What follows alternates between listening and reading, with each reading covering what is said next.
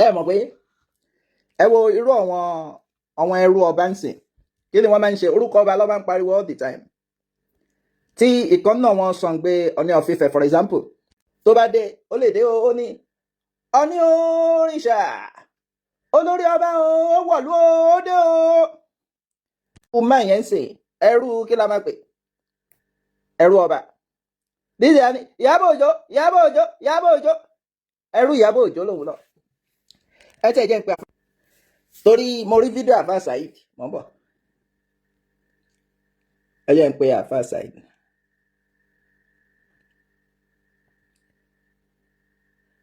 Hello àfáà Saheed. àfáà Saheed.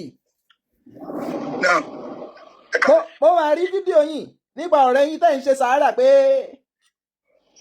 àbúrò mi ọ̀rẹ́ ti yín. ọlọ́mọ yẹn. wọ́n ti tọ́jú ẹ̀ láti Amẹ́ríkà. no ẹ ń ṣeré ní abẹ́ ẹ̀ ń ṣàwàdà. ṣeré bá wo.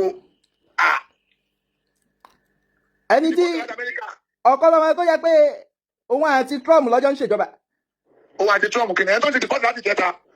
àti mi kò ṣe fídíò kí gbogbo ayé rí. ẹ̀dọ̀ kí ló ń ṣẹlẹ̀ gangan báwo ló ṣe jẹ́ ẹ ṣàlàyé fún mi. òun àti ọmọ ẹ̀ first born ẹ̀ Monica wọ́n jọ gbéra lọ sí sinimá. wọ́n ti lọ wo fíìmù. wọ́n ṣe tó ń lo fíìmù báyìí náà bọ́ta àwọn ọlọ́pàá tó máa ń ṣe. àwọn eyes. wọ́n wo àwọn eyes. wọ́n mú àwọn ìlú gbémi gàdì wọ́n bá ṣe. bọ́ òun ò ń ṣe American citizen mani. kò níwèé bẹ́ẹ̀lù rẹ ló. tó bá sọ bẹ́ẹ̀ irọ́ ló ń pa kò níwèé bẹ́ẹ̀lù. ẹ̀dùn torí mo rántí pé èmi tí mo ṣe iṣẹ́ nípa ọ̀rọ̀ Alájà Kúdí ni ìgbà tó fẹ́ ráìtì Alájà Kúdí. bẹ́ẹ̀ ni. mo dẹ̀ ń sọ ń gbà yẹn pé bàbá yìí o Alájà Kúdí ti náà kí ẹ̀. bẹ́ẹ̀ ni. àbí kí ló àǹfààní nǹkan tó gbé dúró sí Amẹ́ríkà náà ní pé ńgbà tí ó jẹ́ pé. ìwé ìgbẹ́lu ti bàjẹ́ mọ́wé lọ́wọ́ náà. ṣe rí ọ̀rọ̀ ẹ̀ èmi kàn wò pé àwọn kan ń sọ pé àfáà Saheed kí ló tó fi ń ṣe yẹ̀yẹ́ mo ní ẹ máa gbọ́ ìdáhùn èmi mo tiẹ̀ bá yín dáhùn mo nígbà tí ìyàwó àfáà Saheed kú ó yọ̀ wọ́n. ó yọ̀ nínú. mo nígbà tí bàbá ìyàwó yín tún kú. bẹ́ẹ̀ni. ó tún yọ̀ yín. bẹ́ẹ̀ni o. ikú kọ́ ló tiẹ̀ wá pọ̀ wọn báyìí wọ́n kàn ní ó lọ ṣeré Nàìjíríà bọ́ tóun náà bá tún kú ń sìn ṣe bí ọ̀rọ̀ nǹkan tó ṣe náà la máa sọ ń pa ẹ̀ but àwọn èèyàn ibi táwọn èèyàn ti máa ń ṣàbòsí nìyẹn wọ́n ní àwọn mùsùlùmí ni ó ti kú nǹkan tí mùsùlùmí bá ṣe kó tó kú àá sọ. alábòsí èèyàn ló máa sọ wípé alábòsí èèyàn ló máa sọ pé ẹ má sọ̀rọ̀ ọ̀kọ̀lọmọ jẹ́ pé bàbá ìyàwó mi kú ó fò bọ́ta ó fi wọ́n pa ó ń lé òkú ìyàwó mi sí gbangba báyìí tó máa fi òkú ìyàwó mi pa tó máa gbé gbangba báyìí tó máa ṣe pèlè òkú ìyàwó mi ní gbangba tèmi náà bá wá ṣe tó ju bẹ́ẹ̀ lọ tí mo tó àṣírí ẹ̀ ní gbangba ṣé kò tó bẹ́ẹ̀. but ṣẹ́rí gbogbo àwọn kinní yẹn ó kàn jẹ́ pé ibi tóun gbé rẹ̀ sí ó ti gbé rẹ̀ sí bí ìgbà tó jẹ́ pé òun àti Trump lọ́jọ́ máa ń jẹ̀bá yíbò bóyá máa ń sọ nìyẹn. irọ́ ló ń pa àpẹẹrẹ tí ò ní ìwé ti bàjẹ́ mọ́ lọ́wọ́. a sọ bẹ́ẹ̀ nígbà àti lamẹ́ríkà àwọn àwòkọ́ ọdún mélòó ló tẹ̀ ti lò lamẹ́ríkà náà tó ń ṣe this is America. onírọ́ ni ìwé ìgbélu ti bàjẹ́ mọ́ lọ́wọ́ ó ní kálájà Kúdí wá sáyìn fóun. nígbà yẹn mo sọ bẹ́ẹ̀ nígbà yẹn. Alájà Kúdí ti mọ̀ kó fẹ́ lò ó ní 100% ó lè fẹ́ lu Alájà Kúdí ni. ṣe mọ̀ pé ẹni tó já ni kò ní mọ̀ kó fẹ́ lò wọn. ìgbà tó fẹ́ lu Alájà Kúdí ti wá ta pé wòlé fẹ́ lò ó ní sá. ẹ̀yin rántí pé nígbà tó fi sá Alájà Kúdí ní orí ó bọ́ rẹ̀ sí òun. ó fẹ́ gbàlájà ni. fọ́màtì nìyẹn mo fẹ́ fẹ́ mo fẹ́ kò tó kó bọ́ rẹ̀ sí òun kò ti Kùránì múnà. ó wá sáré bọ́ sókò tó yọ kọ́mọ tó jáde. ìyẹn wò pé mo fọ ìfẹ́ yìí lágbára o. àfáà lè yà fáà ni kò lè parọ́. kò lè parọ́. àfáà 19 ó bọ́ pátá. Alájà Kúdí kú ló sọ. lọ. no àfáà Saheed ẹ dúró tó bá yẹ ẹ máa fọ. tó wá sùkúrú àti tó wá. tó bá sùkúrú. Alájà Kúdí ká yóò bàjẹ́. pọ́n fẹ́ lóòótọ́ ni. pọ́n fẹ́ lóòótọ́ ni. ẹ̀dẹ̀ ṣépè kan o. kí la wí. ẹni ó dàbí ó ṣe nǹkan kan fún yín jọ yẹn ó wá ká yín lára. bẹ́ẹ̀ni. ẹ wá ṣépè fún látara Alájà Kúdí. bẹ́ẹ̀ni. ó dàbí ẹ tún ṣépè fóun náà pé kò ní padà níwèé ìgbélùú wọn á padà or something like. ìbànújẹ́ ló máa bá kò lamẹ́ríkà. pé ìbànújẹ́ hàn. mo ti mọ̀ wí nìyẹn. nǹkan tẹ́ ẹ sọ nìyẹn mo ṣàmọ̀ pé. kẹ́hìndùn ló wá di kò lamẹ́ríkà. ìpè tèmi mu tí ò rújú mo ní tó bá jẹ́ pé tó sọ́n padì bó ṣe rí nìyẹn kọ́nà bá mi yọ ló sẹ́ ìbànújẹ́ ló máa bá kò lamẹ́ríkà yẹn kò ní rí ọ̀nà ọlọ́run. òun ló jẹ́ pé ṣe rí nǹkan tẹ̀mí kọ̀ rí ni pé gọ́rọ̀gọ́rọ̀ ẹ ti pọ̀ jù. bẹ́ẹ̀ni. gọ́rọ̀gọ́rọ̀ òun ni ó sún débi tí ó sún dé yìí and ó wá dé stage kan táwọn èèyàn wá wò ó pé abẹ́wọ̀ ọ̀nà tó fẹ́ gbégbà. bẹ́ẹ̀ni. nítorí ó ti tẹ́ ó ti pọ̀ jù. gbogbo tí òtò tó ń pè rẹ̀. àwọn lágbára o. gbogbo tí òtò tó ń pè rẹ̀ ọlọ́wà jáǹkì pátápátá. nǹkan tẹ̀mí kan máa sọ fún ni pé lóòótọ́ wọ́n á tó wọ pé ṣó wà lọ Canada or something like that. wọ́n máa gbá dáadáa àríyáwá balẹ̀. no ṣe bí ó ti ní Canada visa lọ́wọ́ náà. kò ní visa Canada lọ́wọ́. báwo ló ṣe wá lọ Canada off and on. ṣe bá ní ìwé Amẹ́ríkà lọ́wọ́. ó lè wọ bẹ́ẹ̀ ẹni. ẹ lè wọ Canada ló ṣẹlẹ̀ ní ìwé ti bàjẹ́ kó lè wọ. kò lè fi lọ Canada ìbò mi kọ́ ibi kan ló máa ń lọ kó ti gbàgbé sẹ́ẹ̀tì ẹ̀. ṣé pé kò ń ṣe Canada. no ó lọ bá ṣèbó lọ bá yé lóyún gbà kan ní Canada bí nǹkan. ó lọ bí ní kò lọ Canada rẹ bọ́t gbogbo tó máa ń pariwo lọ Canada ọmọbìnrin tó máa lọ fún obìnrin kó báyìí ló máa lọ bá Canada kan ló lọ. ó máa lágbára nítorí pé tó bá apply fún Canada láti Nàìjíríà wọ́n á question pé kí ló dé tó apply láti America. wọ́n ti rí bẹ́ẹ̀ wọ́n ti gbàgbé ẹ̀jẹ̀ náà. no mo kàn àbí kókó máa bọ̀ UK Ọ̀kanlọ́mọ máa bọ̀ UK. kò ní rí gbà. báwo lẹ ṣe mọ̀. ọlọ́run ti fúnlẹ̀ mọ́ kò lè rí gbà. wọ́n dẹ̀ máa gbé Nàìjíríà á máa ṣe NURTW. ẹnà ó lè lọ sí yẹn ayọ̀dẹ ẹ̀fún yẹn. MC ló kú wà ní national chairman president. kó lọ bẹ́ẹ̀ MC. bọ́n wọn lè fún gáréèjì o torí gáréèjì pé kó máa gbowó gáréèjì ó máa deliver ni o. wọ́n máa gbé pankẹ́lẹ́ lọ́wọ́ lóṣòdì láti kó bá wọn gbowó. òun náà mò ń sọ ó máa deliver ni o. wọ́n máa gbé pankẹ́lẹ́ lọ́wọ́ kó bá wọn gba owó lọ́wọ́ àwọn onídàá tó ń kérò lóṣòdì. kò lè sáré iṣẹ́ ó lè sáré o ẹ rántí pé lamẹ́ríkà ìjọ tí wọ́n fẹ́ fọ́ orí ẹ̀ lamẹ́ríkà ó sáré. ó sáré ó lè sáré that's true ó máa lè ṣiṣẹ́ yẹn. ó máa lè lè bánágọ̀. no MC lè fẹ́ ṣe nǹkan kan fún pé kó máa jókòó sọ́fíìsì kí ló tẹ̀ máa ṣe lọ́fíìsì kò mọ̀wé kọ̀ kò mọ̀ nǹkan kọ́kọ́ kí ló máa ṣe lọ́fíìsì.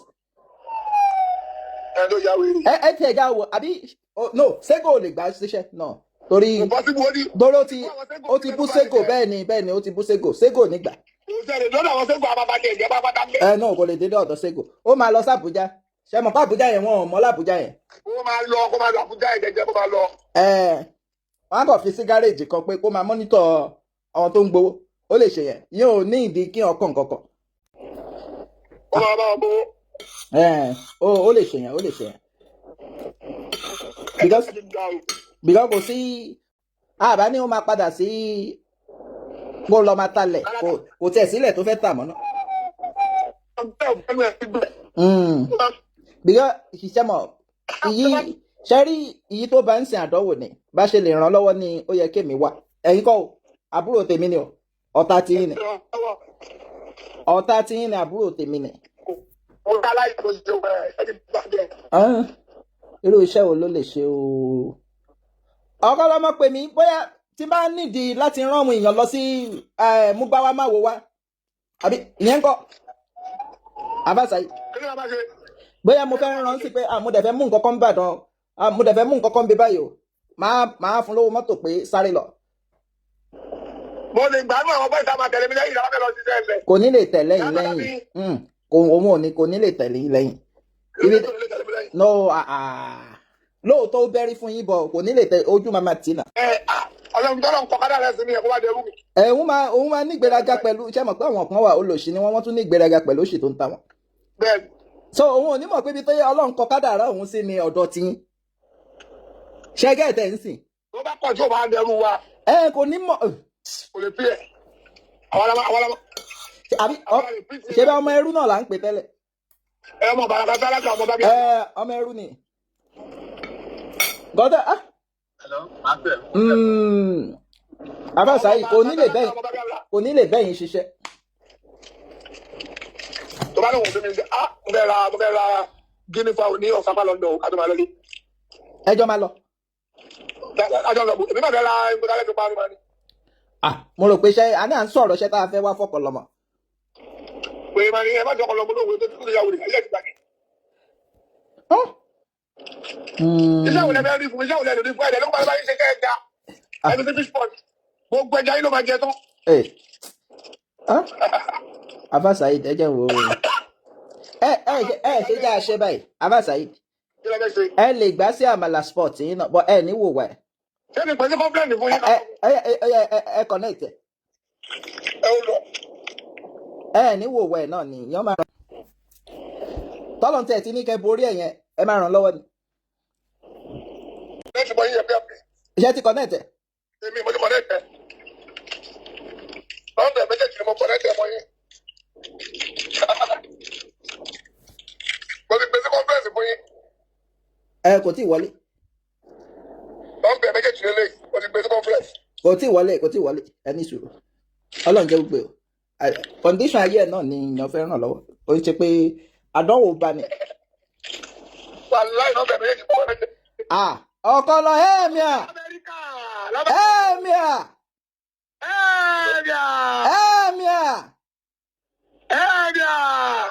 PMP ló ń sọ̀rọ̀ àti Saheed Shittu.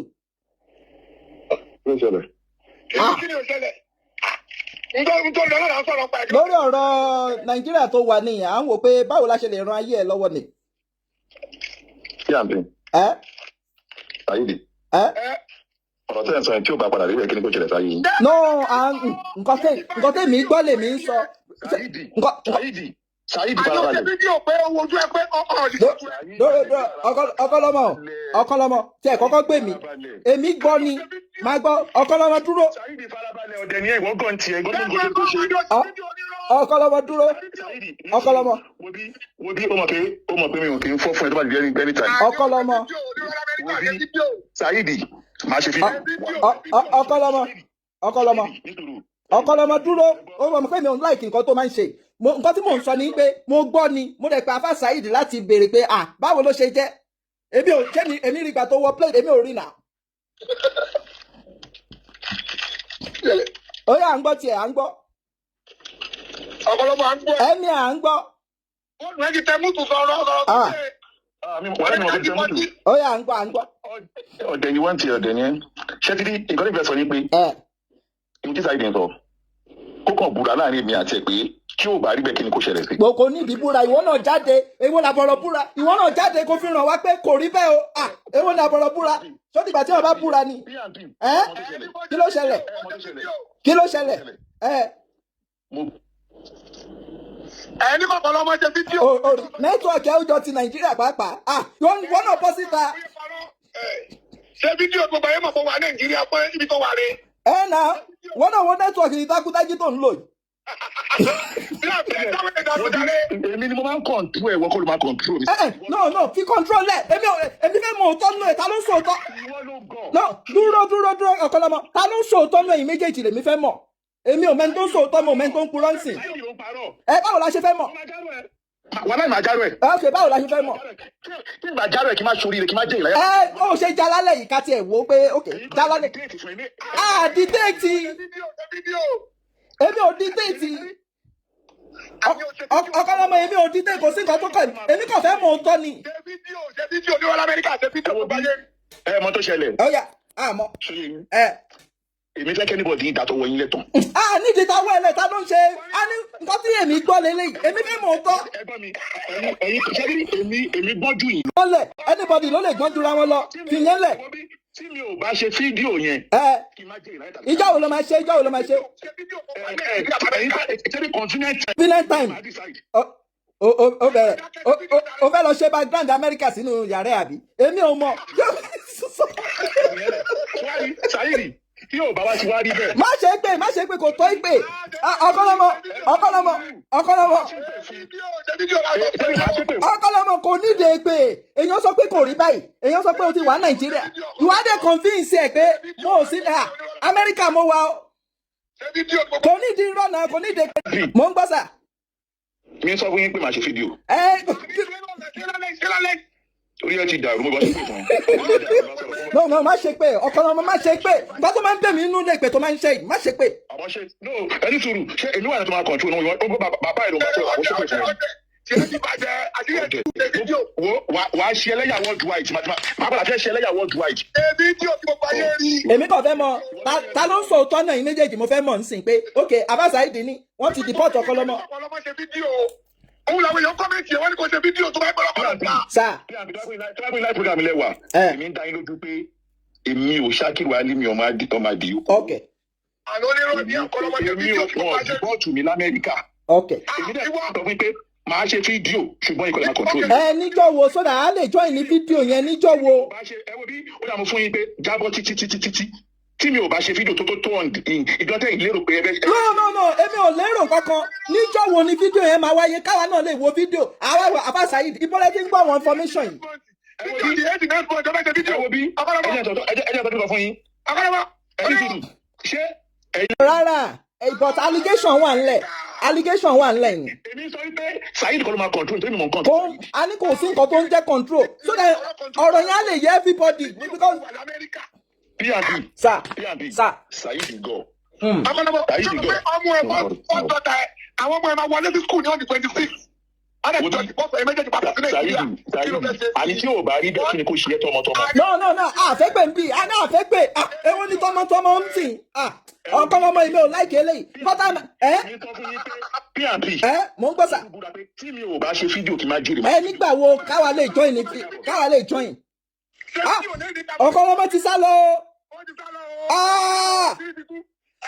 bí Ọkọlọmọ fẹ́ lọ ṣe fídíò kò ní ṣe fídíò mo ti gbé tó padà irọ́ ló pa àti fọ́sítẹ́ẹ̀tì láì wèrè. ìbàdàn kó ṣe fídíò olóòlù Amẹ́ríkà ṣe fídíò kó bá yẹn rí onídìjọ́ ní ẹ̀. on the 8th báwo on the 8th August àbí ti December. next month. Saheed ibo lẹ́yìn náà ti rí information náà ibo lẹ́yìn ti rí information.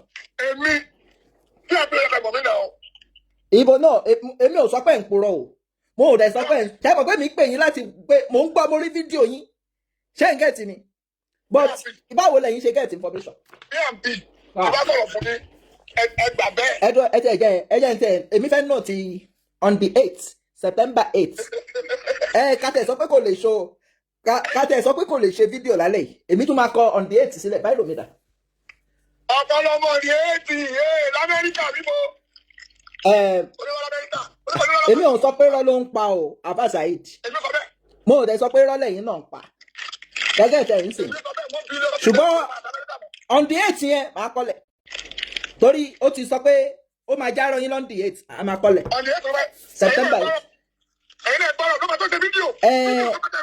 no nǹkan méjì ni o Saheed yẹn lè má lè ṣe fídíò mọ̀dí Ọkọlọmọ rí pé Ọkọlọmọ kúrò lórí láìfù ń sìn ó lè jẹ́ data tó wà lórí fóònù náà bí ó ń yọ lónìí nígbà míì wà tí wọ́n bá já íńtánẹ́ẹ̀tì èèyàn wọ́n já íńtánẹ́ẹ̀tì èèyàn l'Amẹ́ríkà wọ́n já UK tó o bá ti sọ wọ́n wá já. Ọkọlọmọ l'Amẹ́ríkà wẹ́ kẹ́bá tó já íńtánẹ́ẹ̀tì l'Amẹ́ríkà kò kúlówó náà fọ́ọ̀dì láti. no ó máa ń ṣẹlẹ̀ èmi sọ fún yín pé ó máa ń ṣẹlẹ̀ kódà wọ́n ń já omi l'Amẹ́ríkà. ṣùgbọ́n já náà ilé ẹ̀ lọ́jọ́ kìíní àná kú nílò wa bá sọ. wọ́n ń já omi ní UK. kò sí nǹkan tó ṣẹlẹ̀ ó wà intact. ẹ wà intact. bí àwọn ti já fóònù yìí. àwọn ní íńtánẹ̀tì ti já fóònù yìí ẹ lọ sanwó. èmi kọ́ àdébẹ̀ òrìṣà àbí ẹ máa gbà mí. àní wọ́n ti já fóònù yìí. ẹ jẹ́ ní fóònù mi kọ̀lẹ́tì mọ́ tálẹ́ǹtì. ta ni àdótòṣì àtúbọ̀tán àdótòṣì ta ló wá ṣépè ń bì.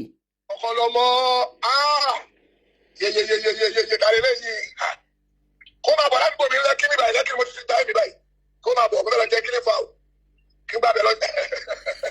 ok èèyàn kan ní pé èèyàn lè check status the case number òótọ́ dẹ̀ ni a lè òótọ́ dẹ̀ ni Saheed, ṣe ní case number ẹ lọ. Mi ò rí fídíò yìí ẹ mọ̀ sẹ́. Ẹ fi fídíò mi lẹ̀ ṣáà ń gbóhùn mi. Nìyẹn, wọ́n ti já íńtánẹ́ẹ̀tì ẹ lọ sọ bíìlì. Èmi ò jẹ́ gbèsè ìgbà tí ló ń ṣọ̀kọ̀lọ́mọ. Ọ̀kọ̀lọ́mọ ní olówó náà sọ l'Amẹ́ríkà ní ọmọ jáná ẹ̀ l'Amẹ́ríkà. Ẹ ó máa ń ṣẹlẹ̀ nígbà míì wà kò ń ká 10 kọ́bọ̀ mọ́yàn lọ́wọ́ kò ń ká 10 pound mọ́yàn lọ. Mo ti rí kíní yẹn padà nẹ́tíwọ̀kì ni. Àṣírí ọ̀kọ̀lọ́mọ ti tú ó gbójú jáde ókè PMP. Ẹni kọ̀kọ̀lọ́mọ gbé ojú jáde live lórí prógámù yín. Ó ní on the 80. On the 80 báwo. Ó ní ó sọ nǹkan kan kó tó lọ ń sìn kí data ètò tán. Ó ní ẹ̀yin kọ́ lè máa control òun. Ìwọ ìkórè náà. On the 80 kẹ̀lẹ́ ó ti dé bí tán. Next week èní ni Saturday no. Next week báwo. Upper week. In few days time on the 80 today. Àní kó bọ́ tako ẹ̀jẹ̀ ìwé gbèrú ti bàjẹ́ mọ́ lọ́wọ́ tó ń parọ́. Wọ́n ti bọ́ tu ẹ̀. Ara Saheed, èmi fún ní benefit of doubt. Èmi máa dúró dé on the 80 o. Irọ́ ló pa. Ẹ̀yin lẹ sọ bẹ́ẹ̀ o. Ó gbéṣẹ́ wọlé nínú lórí ìfẹ́ lọ sí ìlú mi ní oṣù Amẹ́ríkà South Africa ló fẹ́ sá lọ bó ṣe wà yẹn. Wẹ́ẹ̀ èmi máa dúró dé on the 80 o. Ẹ wo ìfẹ́ ẹgbẹ́ yẹn o. On the 80 ní South Africa ló máa ti dún.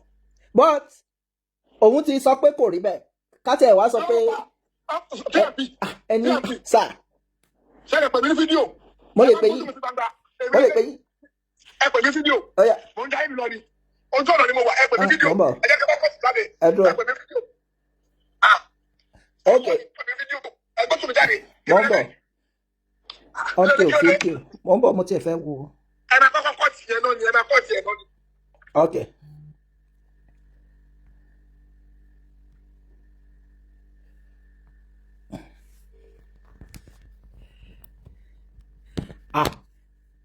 Not available ló ń sọ. Ẹ máa wà fáì.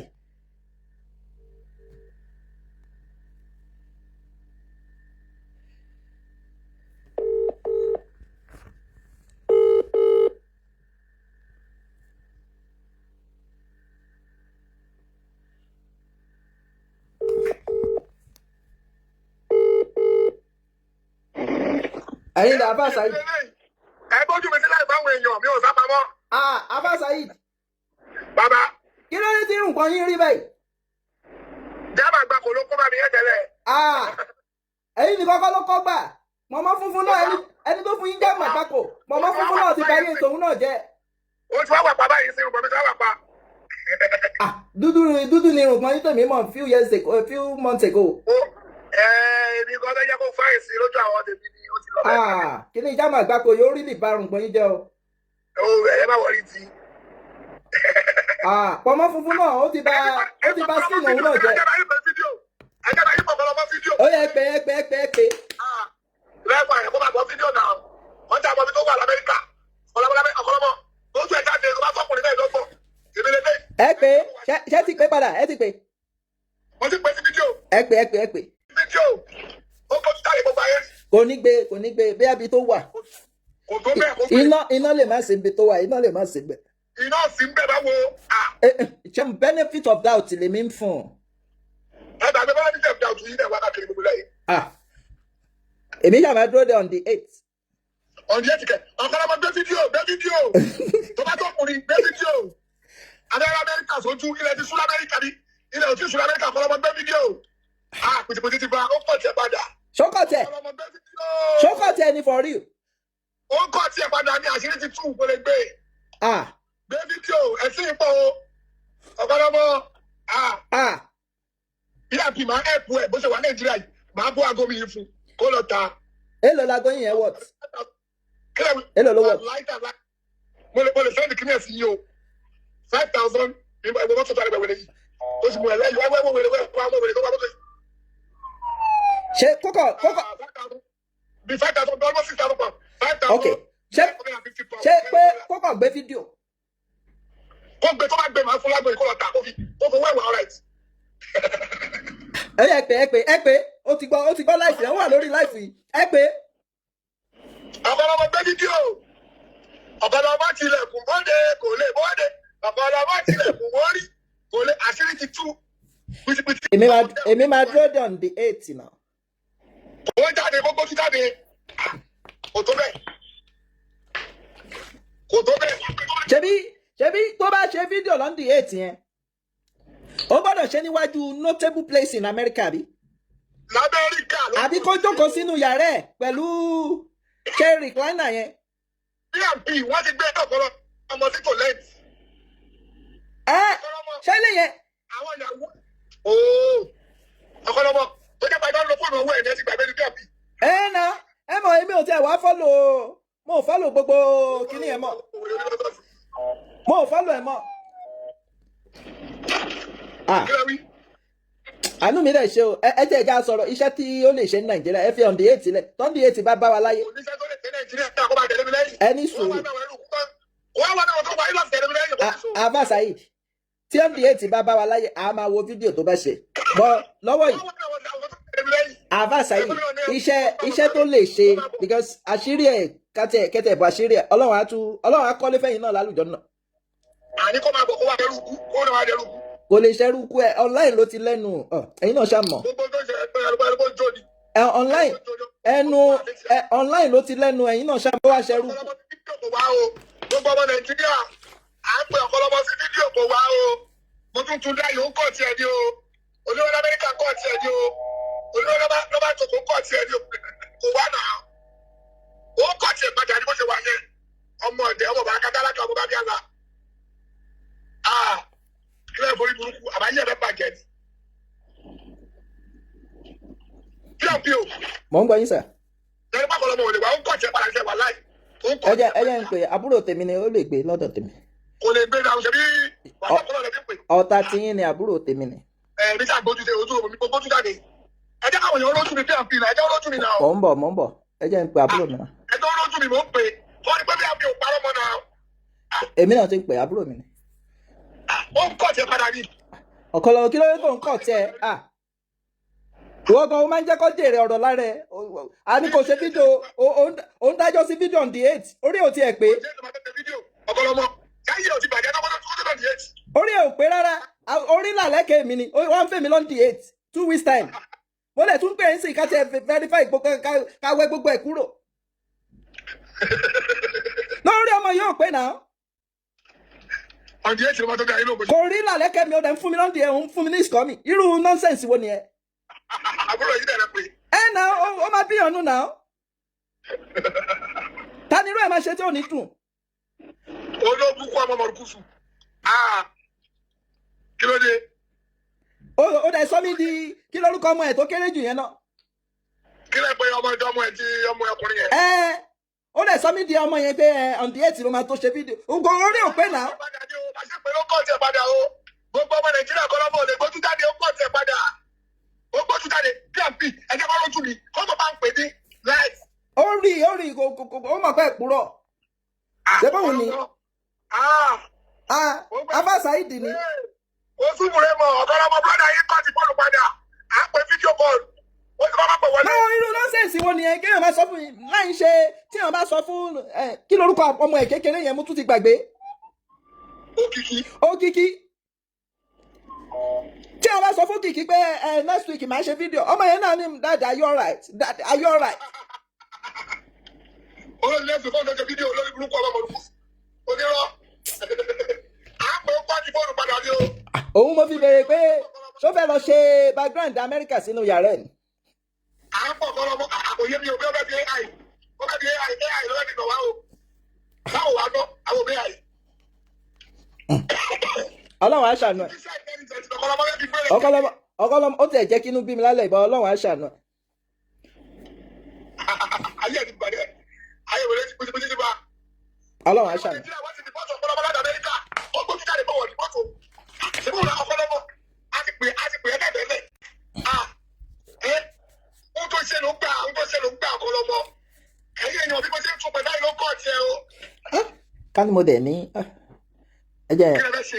Ẹni pèsè àbúrò àbúrò ṣe ní àbíkẹ́lẹ́ kí lẹ wí? P&P ògbẹ́ tẹ náà. A ti lẹ́tì délé. Ava Saheed ó lè máa ta ìgbé ewúro. Ó lè máa ṣe kí ni? Kó máa ta ìgbé ewúro kí ó máa bá wa báàgì ẹ̀.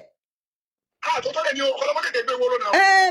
Fertilizer ni. Ẹ mẹ́ta. wọ́n pè mí. Mo ní sọ̀rọ̀. Mo ní sọ́mọ̀. Ọ̀pọ̀lọpọ̀ òṣèré tẹ́ bá jábọ̀ bí sẹ́sì ọmọ ọ̀dẹ́. No, àánú ni. Hey. Oh, bí. Oh.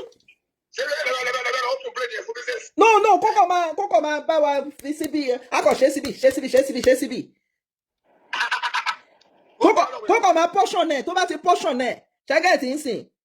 Tó bá lè jẹ́ pàdé, ó máa níye tẹ́ máa fún pàdé. Fi ilé ìjàre bàbá yóò dágùn ọjọ́ ìlú ọlẹ́ni ọmọdé. Irú àwọn àti ẹ̀kọ́ súnmọ́ náà ẹ̀kọ́ ẹ̀. Olórí burúkú ní fọ́ọ̀mù. Ọlọ́run á ṣàánú. Àwọn àti ẹ̀kọ́ láìpẹ́ ẹ̀. Ṣé àjù láìpẹ́ ẹ̀nu? Àwọn láìpẹ́ lọ́wọ́. Ṣé irú wa ní ẹ̀kọ́ máa bú? Ṣé irú wa ilé ẹ̀kọ́ kò ní tẹ̀lé tọmọtọmọ? Abba Saheed. Mi ò máa ṣe é kíá bí. Kò ní kúre bó ṣe wà rẹ̀. Ẹgbàá tó rọ́pò ti pamọ́ mi láyé. Ó pa ọmọ mi nínú pé ó lè ní pé ìgbà lẹ́yà dàgbà ní lọ́wọ́. Ẹ mọ̀ ọ́n tó ṣẹlẹ̀ Abba Saheed. Òun bìlí ìpò òótọ́ lòun sọ. Ọ̀pọ̀lọpọ̀ mọ̀ kó lọ́dún pa. Ó mọ̀. Ìyẹn lè máa parú rọ́bẹ̀ yẹn láì ní mental problem. Kò ní mental problem o. Kò ní o. No, ó máa ní. Because tí a bá mọ̀ pé irọ́ ni kíní, ó dẹ̀ ń sọ di òótọ́. Ẹni mental problem. Àdókàn ṣe bẹ́ẹ̀ ó ṣe wòye tí ẹ lọ. Ọ̀pọ̀lọpọ̀ mọ̀ kó lọ́dún pa. Ẹ̀wù ọ̀pìtá yìí. Fídíò kan fún ẹ̀ láìpù yìí. Madam Adéọlá Odùkọ̀yà, ẹ máa ṣe máa. Tó bá wọlé fọ́ọ̀nù láti bá more than 20, more than 200 missed calls, ó máa kọ́ ti ẹ̀yọ́ pa ni. Kò ní rọ. Fóònù ẹ̀ méjèèjì mọ̀ pẹ̀lú fídíò kan bó ṣe wà. Abba Saheed on the 8th, èmi á dúró on the 8th. Ẹ má yà wọlé ní Abrahamu Sọ́yà, ẹni sọ́wọ́jú.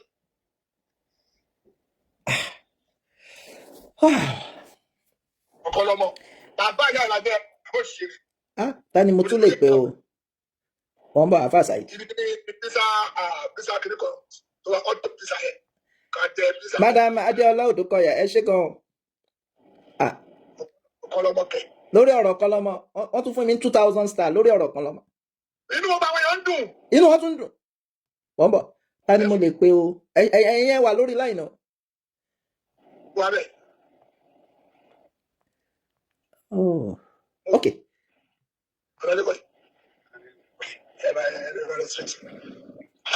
Kí lorúkọ? Wọ́n bọ̀. Ọ̀kọ̀lọ́mọ kò ní dáhùn yẹ, ó máa ṣòfò ni. Àní o gbé fídíò ọmọ ọdẹ, ọmọ bàràkà dábàtà ọmọ bá bí àlá. Abba Saheed, ẹni kò ní dá fún yẹ, kí ló dé? Ló lé tó yẹ ni. Lórí burúkú onírọ́. Òní dáhùn yẹ ló bí ọmọkọ́mọ nínú sàárè. Nọ́mbà. Dàbí. Sá. Òun là ń pè tí o gbọ́ wọlé yìí là ń pè tí o gbé fóònù yìí o. Kò lè gbé. Ṣé wàá ti rí kí ní kọ́ bí pizza hot pizza? Ọ̀pọ̀lọpọ̀ àwọn ènìyàn wọlé pọ̀ ẹ̀. Wọ́n tó ṣẹlẹ̀ ní pé màá lọ wo kí ló ń pè kí la sọ ń gbà yẹn náà case number tí bá lọ wò màá wá confam. Ọ̀kọ̀lọ́mọ tó bá jẹ́ pé irọ́ ló ń pa fún mi tó bá jẹ́ pé irọ́ ló ń pa fún mi. Kí ló kọ yẹn? Hot pizza yóò dàpọ̀ jẹ́ pizza. Èmi náà jáde bí àpì ìdarí ẹbí nílẹ̀. Kí ló kọ yìí? But. Ẹ dúró sẹ́nu rẹ̀ sẹ́yìn mi kọ́ bẹ̀rẹ̀ àbàtì yá. Ẹ jẹ́ fún yín padà. Máa wọlé padà sórí kí ni mo bẹ̀rẹ̀ àkọ́ bíbẹ̀ ní pẹ́ẹ́pẹ́. Bọ̀m̀bọ̀ ẹ jẹ́ Ọ̀kọ̀lọ́mọ ó wà disappointing o. Bọ̀m̀bọ̀ mo fẹ́ pè èèyàn kan ẹni yẹn ní information lọ́wọ́ gan. Bọ̀m̀bọ̀.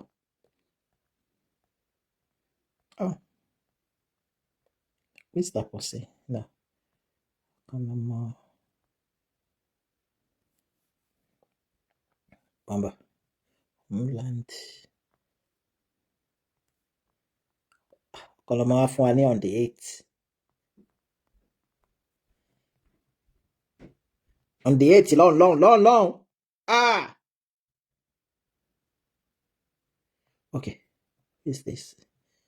Homeland Security.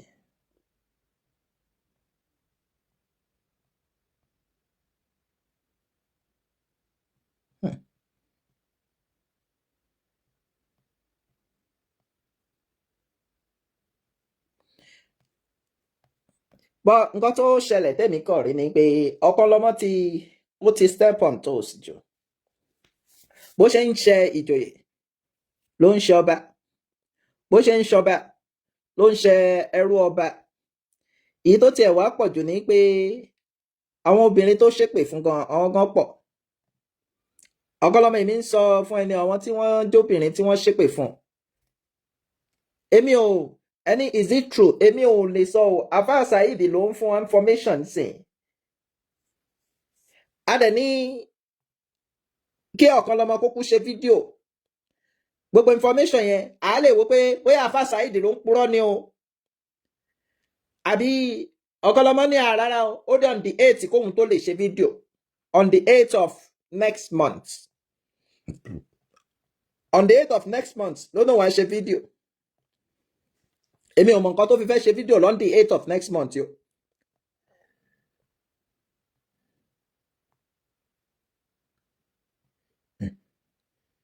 Ọlọ́run á ṣàánú ẹ̀ ṣá. Ibo mo wà.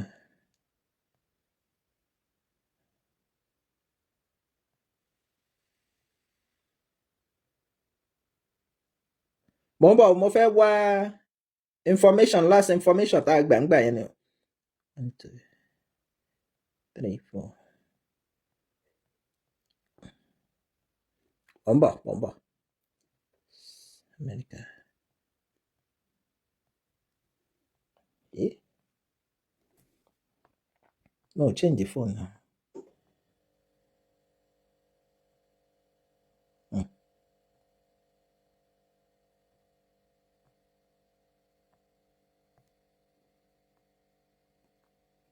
Ó dàbí match la sọ̀rọ̀ pa Ọ̀kanlọ́mọ. Ó ń bọ̀ match.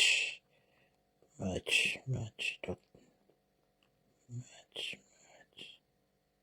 see. Ó ń bọ̀. Okay. Mo ti rí nọ́mbà kan. What is this?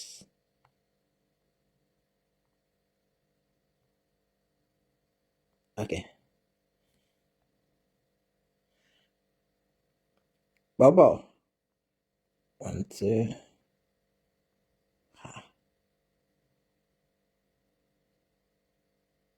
Okay. Mo ti rí nọ́mbà tí mo wà.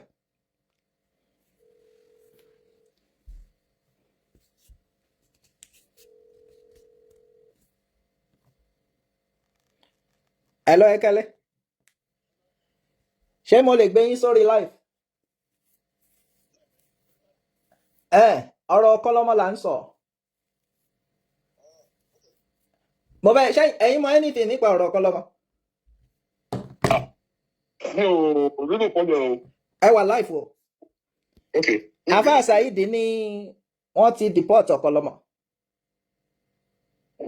Wọ́n ní wọ́n deport ẹ̀. I'm not on top of that situation, but nǹkan tí mo mọ̀ ni pé issue deportation, if it might be right, but for me, mi ò mọ bí deportation yẹn ṣe rí bẹ́ẹ̀ yẹn. Because normally, tó bá fẹ́ deport èèyàn, àkọ́kọ́ náà àwọn tó mú yàn bí tó bá ti mú yàn tó bá ti gbá imú. Ó ti tó bá ti gbá yàn mú báyìí, kò sọ̀rọ̀, kò sẹ́bẹ̀ tó lè pè, wàá lọ detention from there you are going home. Ẹ̀rẹ̀ mọ̀ pé wọ́n á nílé mú yàn nígbà tí ń ṣe pé wà bẹ́ẹ̀ lọ ra flight. Ẹ̀wọ̀n náà pé tí ó fi sáré yá tó fi gba Nàìjíríà lọ kíákíá àbí? So nǹkan tí mo rò pé ó súnmọ́ jù òun ni self deportation. Pé kó wò pé ẹ jẹ́ máa lọ fúnra mi. Ó kàn rí bẹ́ẹ̀. A lot of people máa ń ṣe self deportation because tó bá ní private tó bá ní good lawyer tó bá dẹ̀ mọ̀ nǹkan tó ń ṣe tí ò bá ní criminal record the next 5, 6 years 10 years ó lè apply for visa kó tó wọlé padà since he was not forced to leave. Okay. Okay. Bọ̀ nísìnyí àwa tiẹ̀ Ọ̀kanlọ́mọ wà lórí fóònù pẹ̀lú alálẹ̀ yìí. Okay. Pẹ̀lú Àfà Saheed. Okay. Àfà Saheed ní wọ́n deport ẹ̀. Òun ní wọ́n deport òun. Okay. Wọ́n ní okay ṣé ó lè ṣe fídíò? Ó ní òun lè ṣe fídíò until next month on the 8th. Pé ibi tó wà location tó wà pé kó tẹ̀ ṣe live fún wa. Because òun sì sọ pé òun wà ní America. But òun wá ní òun ò lè ṣe fídíò until on the 8th of September. Kí lẹ̀yin rí sí yẹn? Èmi ò mọ̀ ẹ̀yọ̀ sí fíìsì báwọn lè máa sọ pé ó di ọjọ́ báyìí tó lè ṣe fídíò. Anyway, bẹ́ẹ̀ni. Nǹkan tó likely kó ṣẹlẹ̀ ni pé ìgbà míì máa ń wà. Ẹni tó sọ pé òun máa ṣe fídíò ní September 8 yẹn. Nǹkan tẹ́ bá ní kò tó ní pé tó bá fẹ́ ṣe fídíò yẹn jẹ́ kó ṣe calling program. Okay.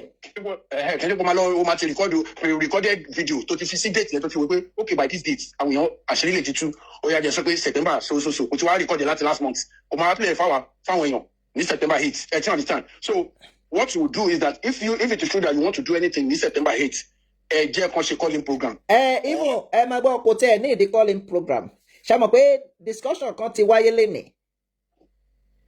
Ani àwa sọ pé Saheed ṣé mo sọ fún yín lọ́ndì pé on the 8 máa ṣe fídíò ìwọ àti PMP torí kò mọ̀ pa máa pè wọ́n lè ní anyway. Okay. Tí ò bá tẹ̀ ní ó máa ti ṣe fídíò lẹ̀. No understand. Ọdún sọ ni pé ká sọ pé mo fẹ́ pè fún yín pé mo lọ sí Togo. Mo fẹ́ fi sọ̀rọ̀ lọ okay. Mo tún wá wò pé tó bá máa di September 8 yẹn ó ṣe káṣírí titun pé mo máa wà ní Togo. August làwà kí n ti wá ṣe fídíò September 8 sílẹ̀ kí n fi pamọ́. Ó ṣe jẹ́ September 8 ló máa ṣe fídíò. Mo wà l'Amẹ́ríkà o. Simple ṣe bóbi ní fídíò ní. Simple. People don't need more than that. There's in prison kabanya. So why tí bá yẹ pé o ti ṣe video against that date? But unfortunately for him, àṣírí tú before September 8. Okay. Pé a ti ṣe fídíò lẹ̀. But tó bá yẹ pé wọ́n report ẹ̀ bí wọ́n ṣe sọ pé wọ́n mú ní sinimá wọn àtọmọ ẹ̀ ṣẹ́gẹ̀ according to òun gan ò ní expect pé bí òun lọ Nàìjíríà anytime soon before ọkọ tó mú débi pé a ṣe fídíò lẹ́nà. Nǹkan tí mo yẹ sọ fún yín ni pé ó lè jẹ́ self deportation. Ok wọn tó bá yẹ self wọn á filẹ̀ àbí. Bí tó bá pọ́n mu ní sinimá. Wọn lè láyé tó bá mú sinimá wọn ní filẹ̀. Ó ń lọ detention yẹn from there ló máa gbàdélé. Òun náà mo ń sọ kò ní ráyè ṣe fídíò yẹn náà ni mo ń try láti sọ. Mo ti sọ fún yín tẹ́lẹ̀ pé nǹkan tó súnmọ́ jù ni pé self deportation ló ṣe. Ok pé òun fúnra ẹ̀ ló lọ Nàìjà fúnra ẹ̀. Ok. Kó ti wé pé sọmọ pé a ti ń gbọ́ tẹ́lẹ̀ tẹ́lẹ̀ pé ìwé ẹ̀ ti há ìgbà wo kó ti wá wò pé bí ìwé mi ṣe há ẹ̀ ọ̀nà àbáyọ kan ṣoṣo tó kù òní kí n máa lọlé. Àwa lọ reapply. That is not so soon o because mi ò rò pé wọn àti ìyàwó ẹ̀ ti divorce. Now bí divorce ṣe wà bẹ́ẹ̀ yẹn nǹkan méjì ló likely kó ṣẹlẹ̀. I'm not a lawyer. But nǹkan méjì ló likely kó ṣẹlẹ̀ tí divorce yẹn bá ṣì wà bẹ́ẹ̀ yẹn kò ní lè fẹ́ lùmí tẹ́lùmí ẹ̀ máa fi file fún láti wọlé. Kò ní possible. Kò ní possible torí wọ́n á wò pé kí ni tó ní ties tó ní family ties ń bẹ. Exactly tó bá lọ ṣe divorce láti Naija. Kò lè ṣe Naija lọ ti fẹ́ra ni. Èèyàn tẹ̀lé ṣe divorce anyway provided bá ti wà nínú. No. But the truth of the matter ni pé. Ṣé ẹni tó fẹ́ fún níwèé divorce ò ní sign ni? No èèyàn lè níbi ìbáwọn máa ń ṣe divorce in absentia. But that's not right. No. It is right. Nǹkan tó máa rán gígbẹ́ ni pé divorce kan ti wà tẹ́lẹ̀ tí ìparí níbí báyìí so you can't file for another divorce elsewhere. No nǹkan tí mo ẹ jẹ́ understand bẹ́ẹ̀. I mean pé o nídìí láti réyàn kó tó lè ṣe divorce. Bẹ́ẹ̀ni. Ẹ dẹ̀ no right. Tó bá jẹ́ no right o mo ń sọ fún pé. Wọ́n ń budún ẹ̀. Ẹ máa gbọ́ tó bá jẹ́ pé uncontested one ni tó bá gbé àwọn mo ti gbàgbé orúkọ àwọn pípìn yẹn tó bá gbé lẹ́tà wá pé okay o fi ẹsẹ̀ you are my fiancé now mo dẹ̀ divorce yín wọ́n máa gbé ìwé wá fún yín. Òun náà lẹ́ ń sọ àjọ ń sọ pé at least òun náà máa fọwọ́ sí ìwé pé okay bàbá tiẹ̀ lọ. tó bá try every possible best tó ọba ẹni yẹn wọ́n máa sanction divorce yẹn because ẹni yẹn wọ́n ti try best wọn kò wà available. wọ́n ní òde láṣẹ. ṣé ní Amẹ́ríkà lẹ́ ń sọ? L'Amẹ́ríkà mo sọ fún yín. Ní state kan l'Amẹ́ríkà. Is it in ní state kan l'Amẹ́ríkà? Pé tó bá ti wẹ́ ni ẹ̀ tó bá ti rí. Wọ́n lè best wọn tó rí wọ́n máa sanction divorce yẹn ni. Okay, that's fine. You understand? So now tó bá lọ ṣe divorce láti Nàìjíríà náà divorce kan ti wà in place níbí báyìí. Okay. Another thing tó lè ṣe is bó ṣe wà Nàìjíríà yẹn. Okay, wọ́n ní tí ẹni yẹn ò bá wà traceable for 2 to 5 years. I don't know. Ọmọ mọ̀ pé tó bá ti try every possible best to get that person. It doesn't have to be that long. Okay. You understand? Tó bá ti try tó bá rẹ̀ nìyẹn they will sanction it. Okay. But divorce eléyìí sìn ṣe mọ̀ pé wọ́n ti lọ fún hearing. Wọ́n ti lọ yẹ. Wọ́n ti lọ hearing wọ́n postpone sígbà kan bóyá towards the end of the year. Yeah. So divorce yẹn wà nílẹ̀ nbẹ̀ yẹn you can't get another one from Nigeria. Kó wá fi supersede the divorce tó ń ṣe ń bí báyìí. Okay. So, that's one. okay. Two, ó lè ṣe kó jẹ́ pé ìlú mi bí Canada yẹn sìn. Tó yẹ pé èèyàn tó clever ni irú ìgbà tó ti máa ń ṣeré jáde lọ Canada yẹn. Òye á ti fi pálí ẹ̀ á ti gba like 10 years àbí. Exactly. Unfortunately ẹni yóò wo ẹni dọ̀. You understand? Continue follow it shake bẹ́ẹ̀ yẹn. What you would have done is kó gba visa Canada sórí pálí ẹ̀ ó lè jẹ́ 5 years ó lè jẹ́ 10 years. Now ó lè gba Nigeria lọ Canada direct. America yìí sìn tó bá jẹ́ pé tòótọ́ ó wà ní Nigeria bó ṣe sọ yẹn. It's almost impossible fún láti wá bí báyìí. Going by the fact that he also had some criminal cases before he left. You understand? So, Allahu Alam, Ọlọ́run nìkan lọ́ba tó mọ̀. But from the look of things, I think he's losing. I think he's losing. Ẹ̀dá mọ̀ pé ọ̀rọ̀ obìnrin nílùú òyìnbó generally obìnrin tí Yorùbá náà máa ń sọ kí ni ẹ pé ẹni tí ò fọhùn àmọ́ tẹni tó ń ṣe ìyàwó tí ó sọ̀rọ̀ síta yìí sìn àmọ́ bí tó ti dóde. Òun ṣe pátápátá obìnrin máa ń tètè rí sympathy. Wọ́n máa ń tètè rẹ ní súnmọ́ wọn pé ó yá gbàbí má gbàbí. Obìnrin ẹ̀jẹ̀ ni ó sọ̀rọ̀ síta yìí ṣe ẹmọ̀kan tó tún gbèrú ẹ̀. Ṣé rí ìjọ tí Ajakude lọ kó ẹrù ní ilé tó ń gbé tẹ́lẹ̀ yẹn? Ṣé rí èmi sẹ́ǹsì pé ó fẹ́ bẹ Ajakude but ẹ̀gọ́ ẹ̀ ò lè jẹ́ kí ṣe mọ̀gbà tó ní kò ń ṣe báyà ṣe bẹ̀rẹ̀ rèé ṣe mọ̀ pé ìwọ náà ní kinní kan àdẹ̀bẹ̀rẹ̀ báyìí ṣẹ́gẹ́ ìfẹ́ ń sìn. No. Yàbí ẹni sọ fún yín tí èèyàn bá fẹ́ bẹ obìnrin ó ti in the first place kí ló ń wo tọrọ yẹn fi aggravate the level yẹn. Ó ti wá aggravate the level yẹn ó ti yé obìnrin yẹn pé kò sọgbọ́n kò sí àtúnṣe tó fẹ́ ṣe láyé nítorí ìwé ẹ̀ tó ń ha ni. Ìmọ̀ bí ẹ gbọ́ bẹ́ẹ̀ni. Kí fún yàn lóyún kábà ní àwọn láyé mi nígbà that's number one. Number two ni pé tó bá yẹ pé yàn tó clever ni akátá gan ó fi ṣèwé wọn ò bí ẹni kò kíkà bọ̀ mú ambọ̀sibọ̀sì kò gba létí níbi kò fọ lórí wọn ti bí àwọn tó bí wọn ti bá wọn yẹn rí àwọn tó tẹ̀lé yẹn wọn ti bá wọn yẹn rí kò ṣe. Bẹ́ẹ̀ torí pé orí kìíní yẹn on the platter of gold kò jẹ́ kó mọ yìí.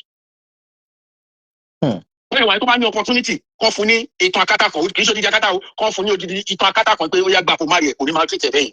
Torí nǹkan tó bá ti go through within this period you understand. Pẹ̀lú ìjọba tó wà ń bẹ̀ yìí nǹkan tó máa ti go through mo lẹ́ni tó citizen tó ní blue passport tó máa ń rìn gbèsè wọn kò síbi tó fẹ́ deport ẹ̀ lọ or under detention tó kàn lọ́rin rí wèrè. Kọ́ níbi tó máa deport ẹ̀ lọ or under detention náà ti máa yanjú ọ̀rẹ́ pé citizen lélẹ̀ kìíní kan lélẹ̀ but wákàtí méjì ọ̀sẹ̀ kan 1 hour tó ti lò ní detention yẹn ṣé lè kó nínú ọ̀rọ̀ ẹ̀ láíláí ẹ̀dẹ̀mọ́ pẹ̀lú rẹ́kọ̀dì là ń gbé. Okay, mental health ẹ̀ ń kọ́ pẹ̀lú wọn tẹ̀ tiẹ̀ mọ́lẹ̀ wà ní detention. So pé bóyá wọ́n deport ẹ̀ yẹn mi ò mọ àárín yẹn dáadáa but nǹkan tí mo mọ̀ ni pé nǹkan tó súnmọ́ jù ni kó ṣe self deportation. Àti self deportation o àtọ́ deportation náà ní méjèèjì. Kẹ́ ẹ tó máa lọ tí Ọ̀kanlọ́mọ bá tú ayé wa advice wo lẹ lè fún? Well, generally advice mo lè fún ni pé kókó lọ dá Ọlọ́run mọ̀ torí Ọlọ́run wọn ò mọ Ọlọ́run ọba rárá. Ẹ bẹ̀rẹ̀ pé kí ni mo rí? Kí lẹ rí? Okay. Èèyàn tó bá mọ Ọlọ́run ọba P&P mo lè má like yín tọ́dọ̀ kọ́ ni kí n like yín kò síbi tọ́lọ́ ti ṣàdéhùn pé gbogbo ẹ̀yin tí mo dá yìí ẹ máa nífẹ̀ẹ́ ara yín bọ́ ibi tó ti máa cross part mi ni pé kí n wọ ẹ́ ṣùṣù báyìí torí kò ṣe mi kí n dẹ̀ mú báírò àti mi kí n dẹ̀ máa dáadáa parọ́ mẹ́ta Ọlọ́run ọba kí n dẹ̀ sẹ́ẹ̀lẹ̀ fáwọn ayé ẹ ṣe yẹn lé ní.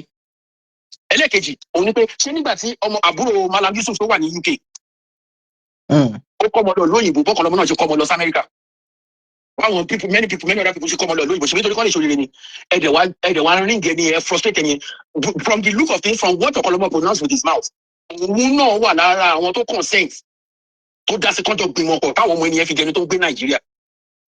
Pé wọ́n fẹ́ jẹ́ ọmọ gbé sálọ àbí? Bẹ́ẹ̀ni táwọn ọmọ yẹn fi padà sọ́dọ̀ Mọ̀súrà ní Nàìjíríà. Okay, you want to tell me that ṣé àmọ́ pé nǹkan tó súnmọ́ jù ni pé if case not take àwọn ọmọ yẹn lè máa wọ UK yẹn mọ́ forever. Because àwọn ọmọ tó ti wà lọ́dọ̀ ìjọba tó ti ń di pé ó lè jásí pé àwọn yìí ìjọba máa gba ọmọ yìí lọ́wọ́ ẹni wá kó wọn lọ sí Nàìjíríà kó má bàa gbọ́ ọmọ lọ́wọ́ ẹ̀ ṣé rẹ́kọ̀dù ti ní sí fún àwọn àwọn yẹn wọlé. Bẹ́ẹ̀ni á wà bẹ́ẹ̀ni. You understand? If it is not taken, if it's not properly managed, what is going to happen to the future of those children? Ìwọ́dẹ̀ láwọn ọmọ tiẹ̀. Ẹni gbogbo nǹkan tá à ń ṣe yẹn gbogbo àpapátá ló ń lẹ́sàn ẹ ṣe yẹn lé ní o. Ẹlẹ́ẹ̀kejì ẹ wo Mọ̀súrà kó má bàa kí ilé ọkọ ẹ lè padà di abomination fún nígbà tó wọn àtọkọ ẹ jà. Wọ́n sáré arrange marriage fún náà. Marriage tó wà arrange fún ló jẹ́ kí bẹ́ẹ̀ di abomination fún wọn ọ̀kọ́kùnrin mọ́ bèbí yẹn lórí náà. Àwọn ọkùnrin mọ lórí so kò sí nǹkan tó ṣì wà unresolvable at that level tó fi ń jà yẹn. Nígbà tó ti lọ rí màrí nǹkan báwo lè fẹ́ ṣe yẹn.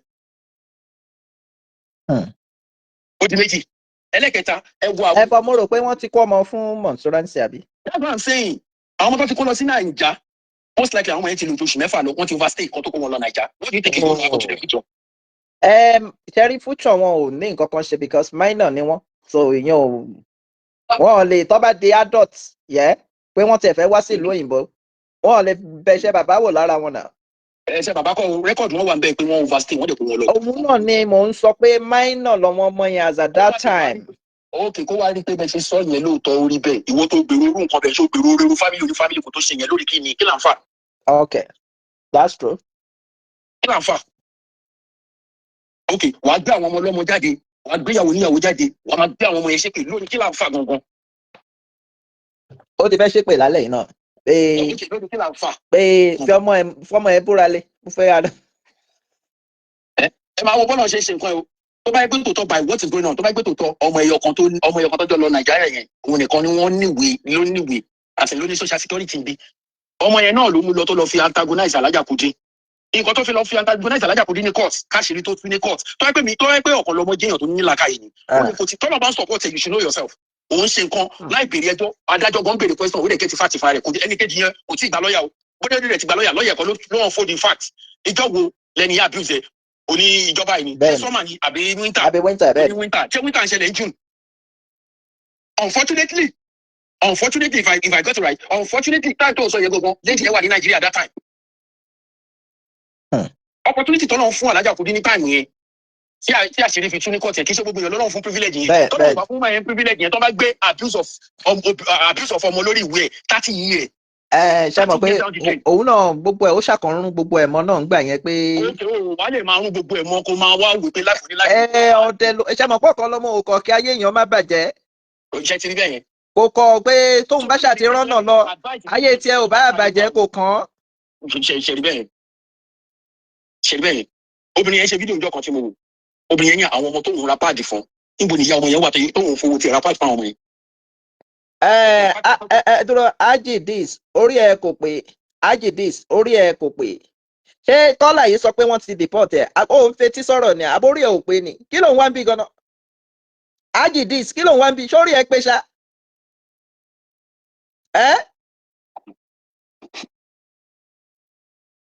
ẹ máa sọ̀rọ̀ yín lọ jàre. Going back to nǹkan tó yà fà Saheed ṣe sọ níjọ náà gbogbo program kan recently kan sọ pé nǹkan tó ṣẹlẹ̀ kò sẹ́ni tí ò lè ṣẹlẹ̀ sí wàhálà kò sẹ́ni tí ò lè ṣẹlẹ̀ sí. Bẹ́ẹ̀ni. Àmọ́ ọ̀tọ̀ ni kádàrá ọ̀tọ̀ là fọwọ́ fà. Ókè gbogbo àwọn tó ń parọ́ ọmọ tó ń sunkún sọ́nà yẹn àdúrà wọn nígbà mi. Náà mo ń béèrè lọ́wọ́ yín gbogbo àwọn tó ń parọ́ mọ́ tí wọn náà mọ̀ pé lọ́dọ̀ Ọlọ́run mọ̀ pé lọ́dọ̀ pa máa ń pípẹ́ tó ò dẹ̀ tún bẹ́ẹ̀ ṣe ó ò dẹ̀ relent àwọn yẹn wá ń bọ́ sí kọ̀rọ̀ wọ́n wá ń sunkún sọ́nà àdúrà tí wọn nígbà. Ókè tádùrà tí wọ́n bá gbà sọ́nà máa rẹ́rìn sí ẹni. Ókè lórí kí là ń fà. Ẹ ti rí bẹ́ẹ̀ yẹn. Bẹ́ẹ̀. Ilé ayé yìí ó kéré gan-an bọ̀ tí yóò bá ti rọ́ lárí ẹni tí ò jáde tí ò jọ bẹ̀rẹ̀ ló máa ń ṣe bẹ́ẹ̀ gbogbo àgbà tó máa jáde tó máa gbé tọ́kì náà Amẹ́ríkà làwà ìṣe Amẹ́ríkà jáde jọ̀nà ni. Òpin ayé la Amẹ́ríkà lọ́dọ̀ ẹ̀. Ọlọ́run máa ṣàánú àwa náà o. So ìṣe Amẹ́ríkà jáde jọ̀nà ni. So I wonder. Ìlú tó ti dé tó ti lọ kò tí lọ́dún mẹ́wàá nílùú yẹn o. Àbí káàkiri. You understand? So mi ò rí bíkì níbẹ̀. Ẹ wo PNP Yorùbá ló tán lẹ́nu ó kù sí kù ọ̀nìkan tẹ́mi mọ̀ dájúdájú ni pé wọ́n lè deport ẹ o ó dẹ̀ lè port nǹkan tí mo mọ̀ dájúdájú from reliable source tó wà ní Nàìjíríà and that's it. Ọlọ́run á ṣàánú. Assalamu alaikum. Wa alaikum salam. Ẹ ṣé ń gbọ́ sà. Ọlọ́run á ṣàánú.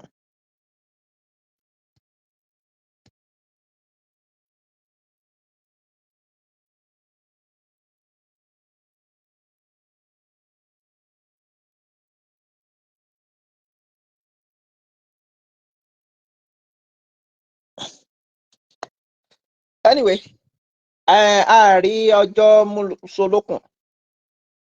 Ọ̀kanlọ́mọ ti sọ pé tó bá dé on the 8th, òun á ṣe fídíò. On the 8th yẹn, èmi specifically, mo fẹ́ at least mo fẹ́ wo fídíò tí Ọ̀kanlọ́mọ máa ṣe on the 8th láti lè debunk gbogbo allegation tí ó ń lọ but on the 8th èní ní 24 kéèyàn dẹ̀ fún wa lọ́n the 8th pé máa ṣe fídíò Ọ̀kanlọ́mọ ó yá wèrè gan-an Ọ̀kanlọ́mọ orí ẹ̀ ò pé o èní 2024 àwọn máa ka 25 26 27 28 29 30 31 almost oṣù kan máa lọ on the 8th yẹ ẹ dúró náà 24 25 26 27 28 29 30 31 1 2 3 4 5 6 7 15 days Ọ̀kanlọ́mọ orí ẹ̀ ò pé rárá 15 days half of the month on the 8th.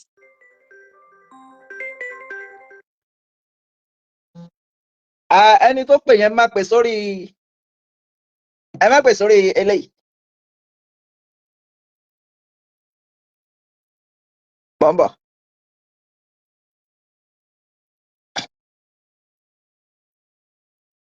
Ọ̀kanlọ́mọ orí ẹ̀ ò pé o orí ẹ̀ ò pé for real o 15 days.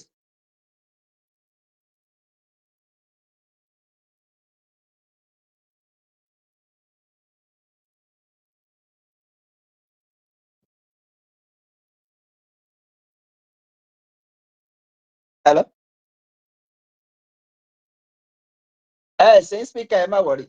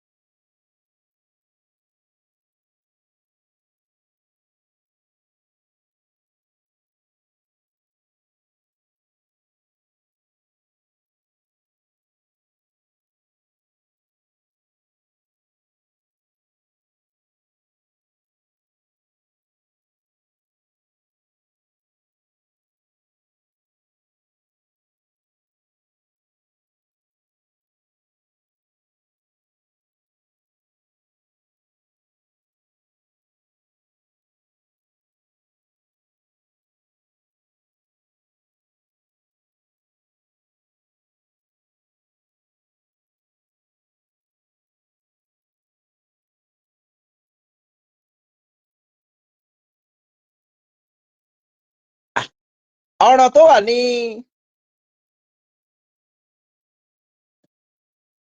wọ́n tẹ̀ ní mo tún gbọ́ nsìn pé wọ́n ní Ọ̀kanlọ́mọ ní àwọn cases kan tó jẹ́ pé kó tó di pé bí ó wà nílé o bí a kò sí nílé mi ò mọ̀ o tó jẹ́ pé wọ́n send letter sí bóyá Interpol ló send letter sí o bóyá ilé ẹjọ́ ni o wọ́n ṣàní ó gbọ́dọ̀ yọjú sílé ẹjọ́ bóyá kéèsì yẹn nítorí ẹ̀ ló ṣe wá Nàìjíríà o but still ó rán lọ́ọ̀yà ẹ̀ lọ sílé ẹjọ́ but wọ́n insist pé òun ni ó gbọ́dọ̀ wá in person so èmi ò wá lè sọ bóyá nítorí ẹ̀ ló ṣe wá Nàìjíríà o ṣùgbọ́n ohun tí wọ́n ní ó dájú ni pé wọ́n ní Nàìjíríà ni ó wà but notwithstanding nǹkan tó yé mi tí mo fi ní Ọ̀kanlọ́mọ orí ò pé o ó wá dá 15 days from now kó tó lè ṣe fídíò.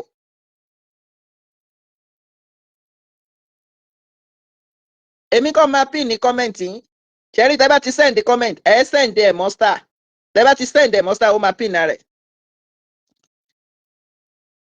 ṣẹ́rí gẹ̀ẹ́tì ẹ̀ ń sìn bí kọ́mẹ̀ntì yín ṣe lè pin nìyẹn o tẹ́ bá ti send ẹ̀ mọ́ star ẹ̀ send star mọ́ kọ́mẹ̀ntì yín á pin. So wọ́n ní ó ní kéèsì tó pọ̀ ní Nàìjíríà ó ní kéèsì l'Ábùjá ó ní kéèsì l'Ékòó kéèsì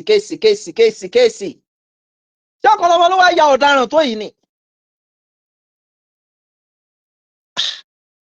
On the 8th ẹni 24 èèyàn mélòó gan ló mọ̀ bí on the 8th ẹni tó tiẹ̀ dá on the 8th gan ṣó mọ̀ bí on the 8th máa bóun láyé gan.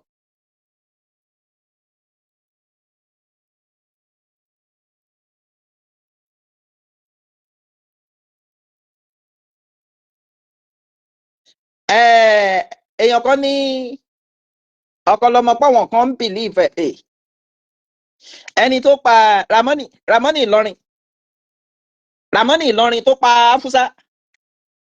Ǹjẹ́ ẹ mọ̀ pé Ramoni ní supporter? Àwọn supporter ẹ̀ lè má lè jáde.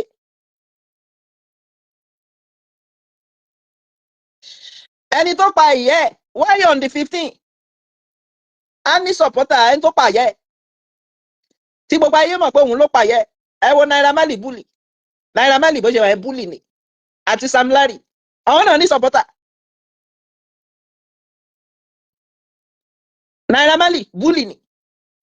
Sam Larry bully ni. Ṣé wọ́n ní supporter àbí wọn ní supporter? Wọ́n ní. Lizzy Anjorin bully. Lizzy Anjorin ó ti yí lórí. Òun náà ní supporter. Anyway, màá filẹ̀ báyìí on the 15th. Tó bá jáde ṣáà ebi kan lè ti gbàgbé. Tó mo kọ́ síbì kan but mo lè ti gbàgbé 15 days. Ẹni tó dá 15 days gan ó lè má sí láyé. Ṣé tó bá sí láyé mọ́ ni àṣàwà ni ó dẹ̀ náà ń fẹ́ ṣe fídíò. Ó kú ṣe ń ṣe fídíò yẹn fún wa ń sìn. Tó bá dẹ̀ wá sí láyé àádẹ́wà ó ṣe fídíò fún wa. Ó ń lẹ́ 15 days. Bẹ́ẹ̀ pé o lè má di 3 days. Anyway, orun rẹ̀ la ó sùn. A ní ti ojú oorun dójú kù. Ọlọ́run á jí wa rè. Madam Adéọlá Odùkọ̀yà, ẹ ṣeun gan, mo dúpẹ́ gan. A tún pàdé. Kí ni Lady K ìfẹ́ olúwa ṣò ń tà mọ́ ta ṣe? Ó dàárọ̀. Àwọn aṣọ tó fine tó fine tó fine. Àwọn nínú arrive àtẹ̀ tó ṣẹ̀ṣẹ̀ dé báyìí. Tí bá ti dé shop, màá display ní àwọn jàtà tó ti ní. Àwọn aṣọ ọkùnrin tó fine dáadáa. Gbogbo ẹ̀yin tẹ́ bá wá dànṣíkí tọkùnrin ó wà. Ẹ̀yin tẹ́ bá wá bùbá àti ṣòkòtò bóyá àwọn tó kóṣẹ́ sí tó design. Àbá àwọn tí wọ́n kóṣẹ́ sí tó jẹ́ Kampala. Gbogbo ẹ̀ ni mo ti ní sí yo. Tẹ́ bá wo fídíò tó ra lọ fẹ́rẹ́fẹ́rẹ́ ní bí mo ṣe sọ̀rọ̀ ẹ máa rí ń bẹ̀ pé mo ń display ní ọjà. Yes, àwọn tí mò ń tà nù. Ẹ wá bá mi rajà, mo láwọn ọjà tó fine. Ẹ pè mí àjọṣe fídíò call. Ẹ select àwọn tẹ́ bá fẹ́ máa bá yín post any country tẹ́ bá wà. Bákan náà, àwọn product iléeṣẹ́ TL Natural Bar fáwọn tó ní diabetes, àwọn tó ní oògùn jẹ̀díjẹ̀dí, àwọn tó ní high blood pressure, àti àwọn tí wọ́n ní pakurumọ́kodo dáadáa. Manpower ti wà. Manpower wà, gbogbo ẹ̀ wà available báyìí sí.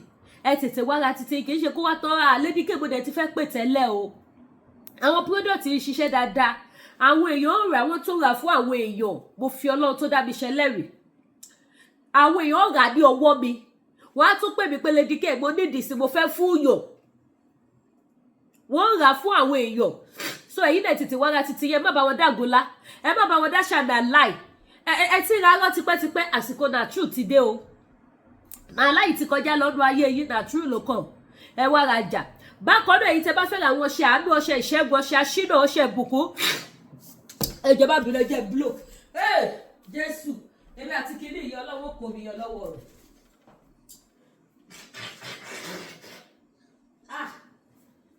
Tí bá tètè fò dìde bẹ́yẹn, ṣé mo ṣe bírìtì yẹn?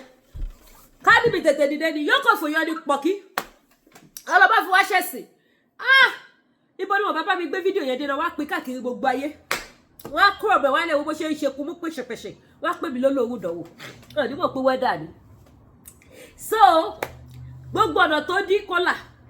Àwọn nǹkan tẹ́ lè lò láti gójú rere àtànúgbà. Láti lè sinmi. Láti lè jẹ́ èèyàn.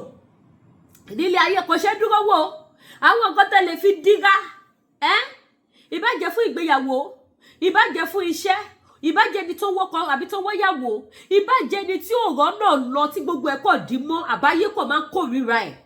Àwọn spiritual items ẹ wo bó ẹ ṣe àwọn iṣẹ́ kan sí àwọn confirmatory iṣẹ́ ó wà nílẹ̀ báyìí sí. Tó mú yes kò sẹ́ni tó ra spiritual items lọ́wọ́ mi tí wọn ò kí dúpẹ́ fọ́lọ́run. Ẹ̀yin tẹ́ bá nídìí ìwé iṣẹ́ abẹ́ nídìí ìwé ìgbélú ìwé ìrìn àjò ìwé success nǹkan tó mọ jẹ́ kẹ́ ṣe àṣeyọrí ó ṣúọ̀ fún mi. Bẹ́ẹ̀ ni ó ṣúọ̀ fún mi pẹ̀lú àtìlẹ́yìn Ọlọ́run ni o kì í ṣe agbára mi o orúkọ Jésù iná ni o ni máa fi prepare gbogbo ẹ̀ fún yín tí máa fi gbélé yín lọ́wọ́. Ẹ dẹ̀ lo ẹ ní testimony ayọ̀ ẹ gbégbá ọpẹ́ ẹ mọ̀ pé yes Ọlọ́run wà láàyè síbẹ̀ kò dìgbà tẹ́ bá lọ ṣògùn owó ẹ má lọ ṣògùn owó ẹ má lọ ṣe àánú ọṣẹ ìbùkún ọṣẹ aṣínà ọ̀nà yẹn á ṣí, ọ̀nà yẹn á là, ìbùkún wọlé fún yín, ẹ fọwọ́ yín gbáre left right. Tó bá jẹ́ pé ọjà lẹ́tà, ìyípadà máa wọnú iṣẹ́ yín, business yín máa boost. Èmi láwọn tó jẹ́ pé wọ́n ní ṣọ́ọ̀bù business tó ń bá mi rajà, tó tún introduce àwọn èèyàn sí mi lórí kípé kíni kí Ọlọ́run kó máa mú ajé wá. Ṣé nílé ayé yìí àwa là mọ̀ títóbi Ọlọ́run? Kò sí òta pé Ọlọ́run fún iṣẹ́ àmì àti iṣẹ́ ìyanu tí bàbá ń gọdọ̀ ní dá wa lò. Àwa là mọ̀ orú Ọlọ́run ta ní. Òun ló fi jẹ́ kó dàbí wípé nǹkan gẹ̀tà síbi fún yàn. Ọlọ́run gbàdúrà ó dẹ̀ ń ṣe ìyanu nínú ayé ẹ̀dá. Gbogbo ẹ̀yin tí bá wá ní ìdáwọ́ ọkọ̀ àdúrà, ẹ pẹ̀lẹ́ ní kẹ́ ìfẹ́ Olúwa show, the baby of Yorùbá nation. Àtọkùnrin àtobìnrin àtọmọdé àtàgbà gbogbo wọn ló lè lo iṣẹ́ ti tèmi. Tẹ́lẹ̀ máa ní testimony tẹ́ máa ráàánú gbà bó ṣe jẹ́ nìyẹn. Àníbi jù bẹ́ẹ̀ lọ lórí ètò tó bá dé jẹ́ àwọn wig, ẹ wò àwọn ọjà wig mi ṣẹ̀ṣẹ̀ dé náà. Àwọn beautiful wig ẹ̀yin tẹ́ bá ní àwọn ṣùkú, mo ní àwọn ṣùkú ọlọ́gẹ̀dẹ̀. Ṣùkú ọlọ́gẹ̀dẹ̀ wà Ghana weaving tó dí. Àwọn ṣùkú ọlọ́gẹ̀dẹ̀ tó ṣe ní Ghana weaving tó dí dáadáa. Ọwẹ́ ògùn, mo ní ìtọ́wẹ́ ọ̀rá ògùn díẹ̀, mo ní ìtọ́wẹ́ ògùn tó ti fold ẹ̀ sínú tó fine gidi. Mo tẹ̀ wá ní àwọn fine wig, àwọn wig tèmi go tí ra wẹ́rì, òun ló wọlé dé this time around. So ẹ wá rajà, ojú òde tí wà, àní bá wọn fìbànújẹ́ lólé ayé, bó ṣe jẹ́ nìyẹn. Ẹ má gbàgbé láti bá mi subscribe, kẹ́dẹ̀ bá mi tọ notification bell, kẹ́dẹ̀ bá mi share ètò. Yorùbá nation no going back. Ire o.